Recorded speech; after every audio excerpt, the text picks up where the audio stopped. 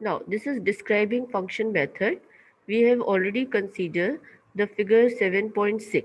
We have seen here this is a nonlinear device in which we give the input a sine of omega t and we get the periodic output. Always remember from the nonlinear system device when we give input signal a sine of omega t, in which a is the magnitude of the signal and omega is the angular frequency of the signal, then we always get a periodic type of output.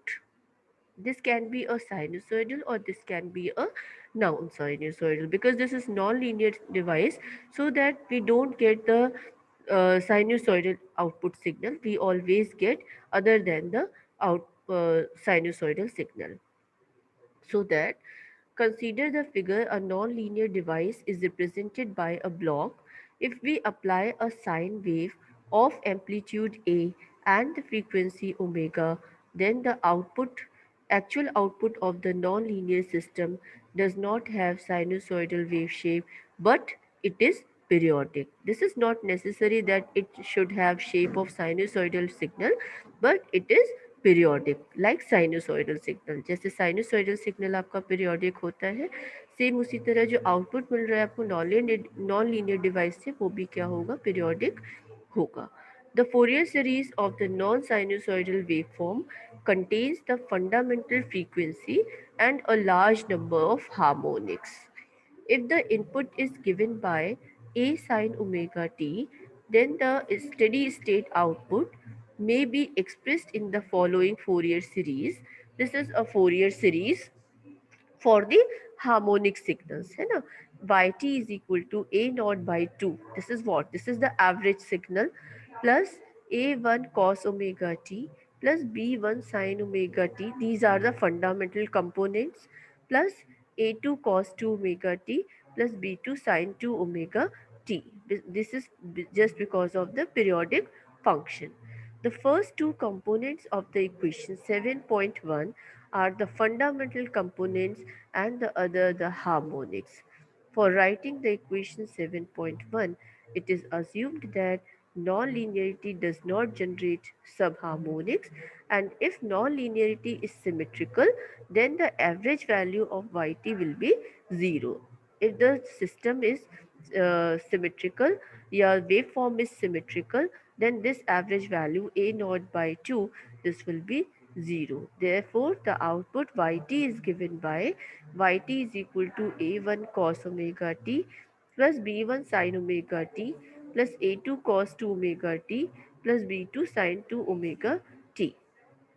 So that the describing function can be defined as the ratio of amplitudes and phase angle between the fundamental components of the output and the input sinusoid for all the amplitudes of the input which are to be considered, and for all frequencies from 0 to infinity, so that gdj omega, that means the transfer function of the describing function, can be defined as magnitude and phase angle of the fundamental components of the output. What are the fundamental components of the output?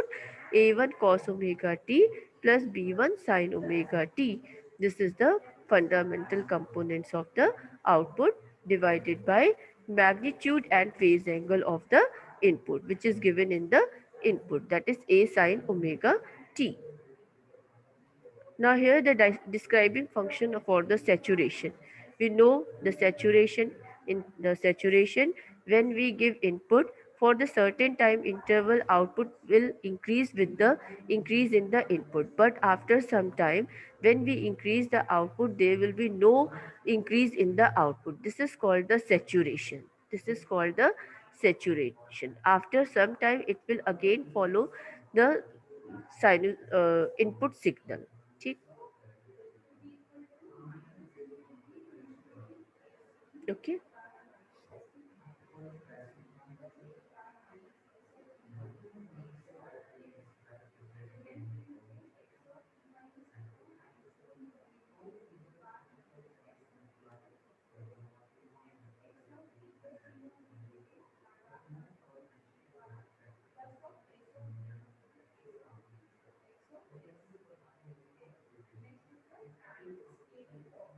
Now, this is the describing function for this. This is your input and this is the output.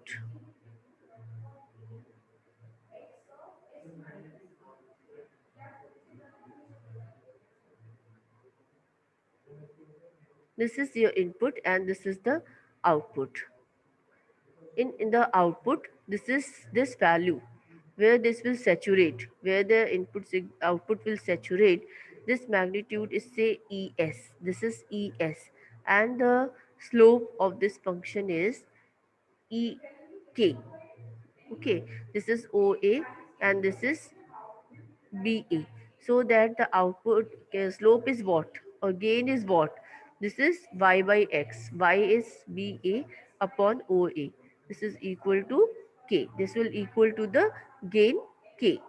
Okay, with respect to the input, with respect to the input. Okay, so that if we see this output, if we see this output, these are the different instants. From instant 0 to beta, this will vary from 0 to beta. After the beta instant, it will give the constant value with the gain k. And after the beta, pi minus beta, this will again decrease. This will again follow the path of the sinusoidal function.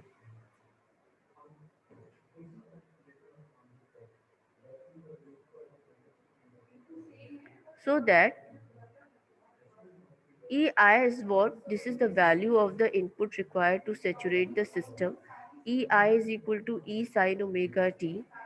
Output E naught is equal to K into EI. For 0 to beta, we have discussed earlier. The output will remain constant from beta to pi minus beta. This is E is equal to K into ES.